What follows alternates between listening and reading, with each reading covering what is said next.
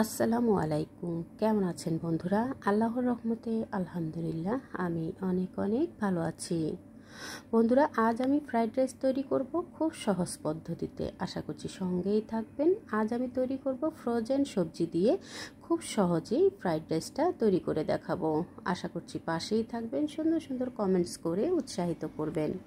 Fried রাইসটা তৈরি করার জন্য আগে আমি এখানে সুগন্ধি পোলাওর চাল নিয়েছি। চালটাকে ভালোভাবে ধুয়ে নিয়ে চালটাকে আমি 80% সেদ্ধ করে নেব। সাথে আমি কিছুটা সয়াবিন তেল, 1 টেবিল চামচ সয়াবিন তেল দিয়ে রাইসটাকে এভাবে করে সিদ্ধ করে নিয়ে ফ্যানের বাতাসে রাইসটাকে ঝরিয়ে নেব এবং ফ্যানের বাতাসে কিছুক্ষণ রেখে দিলে রাইসটা খুব সুন্দর ঝরঝরে হয়ে যাবে। 80% পর্যন্ত কুক হওয়ার পরে আমি রাইসটাকে আলাদা করে পানি ঝরিয়ে নিয়েছি। এখন চুলায় একটা প্যান বসিয়ে দিয়েছি। প্যানে আমি 2 টেবিল চামচ সয়াবিন তেল দিয়ে এখানে আমি 3টা ডিম নিয়েছি। ডিমটাকে একটু ভেজে ঝুরি করে নেব।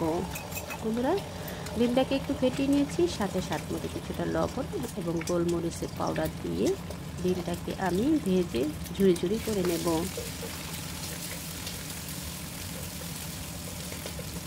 তো আমি ডিমটাকে ভেজে নিচ্ছি। এখন ডিমটা ভাজা হয়ে গেছে। তুলে এখন আমি সাইডে রেখে দেব। আমার ডিমটা ভাজা হয়ে গেছে। একটা প্লেটে আমি তুলে নিচ্ছি।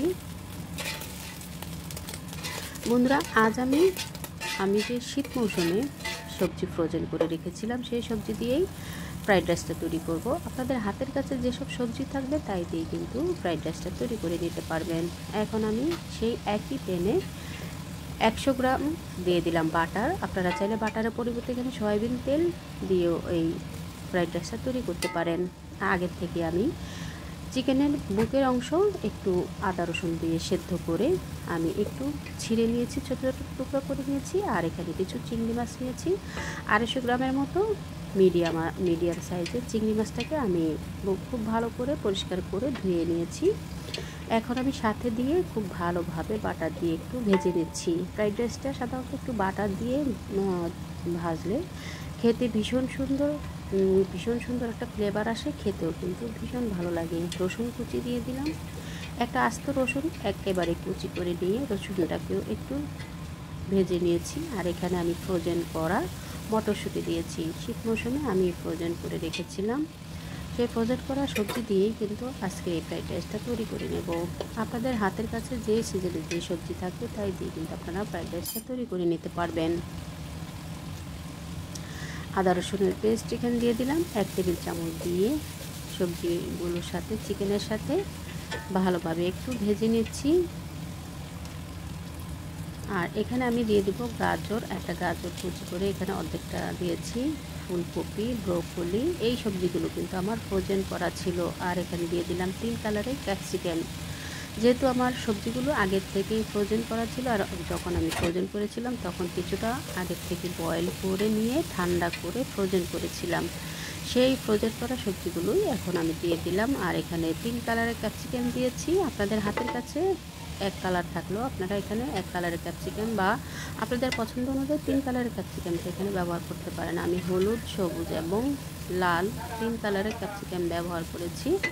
সবজিগুলোকে এখন চিকেন এবং চিংড়ি মাছের সাথে একটু ভেজে নেব। কিছুক্ষণ ভেজে নেওয়ার পরে এখন আমি আগের থেকে যে হাফ সেদ্ধ করে রেখেছিলাম রাইসটা সেদ্ধ করার পরে আমি ফ্যানের বাতাসে একটু কিছুক্ষণ ছড়িয়ে রেখেছিলাম। এতে করে রাইসটা কিন্তু খুব সুন্দর ঝরঝরে হয়েছে।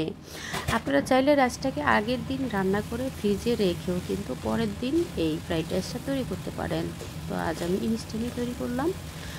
রাইসটাকে আগের থেকে রান্না করে নিয়ে কিছুক্ষণ ফ্যানের বাতাসে ছড়িয়ে রেখে দিলে খুব সুন্দর ঝরঝরে হয়ে যায়। এখন আমি সবজিগুলোর সাথে রাইসটা দিয়ে ভালোভাবে একটু মিশিয়ে নিচ্ছি। স্বাদ মতো লবণ দিয়ে দিলাম। লবণটা দিয়ে খুব ভালোভাবে মিশিয়ে নেব। বন্ধুরা, খুব ভালোভাবে লবণটা দিয়ে মিশিয়ে নিয়ে এরপর আমি এখানে কিছু সস ব্যবহার করবো আর দিয়ে দেবো কিছু গোলমরিচের পাউডার। ফ্রাইড রাইস রান্না করতে খুব বেশি মশলা প্রয়োজন হয় না, অল্প মশলাতেই কিন্তু ফ্রাইড রাইসটা তৈরি হয়ে যায়। এই প্রসেসে তৈরি করলে আপনাদের ফ্রাইড রাইসটাও কিন্তু একেবারে রেস্টুরেন্টের ফ্রাইড রাইসের মতোই হবে দেখতে এবং খেতেও কিন্তু ভীষণ ভালো লাগবে।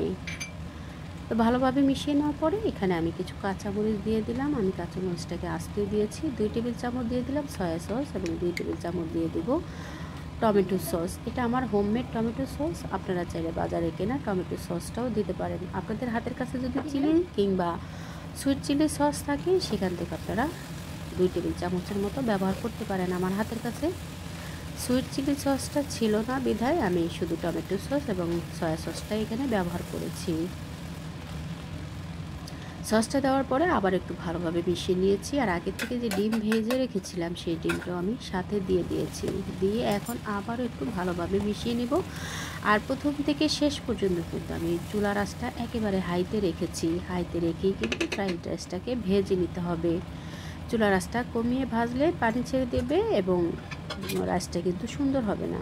তো এইভাবে করে হাই হিটে করে চুলার আঁচ বাড়িয়ে দিয়ে ফ্রাইড রাইসটাকে তৈরি করে নিয়েছি। দেখুন বন্ধুরা, খুব সুন্দর কালারও এসেছে আর ঝরঝরে হয়েছে। আপনারা চাইলে এভাবে তৈরি করতে পারেন। খুব সহজ পদ্ধতিতে আজকের এই ফ্রাইড রাইসটা তৈরি করার চেষ্টা করেছি। আশা করছি ভালো লেগেছে।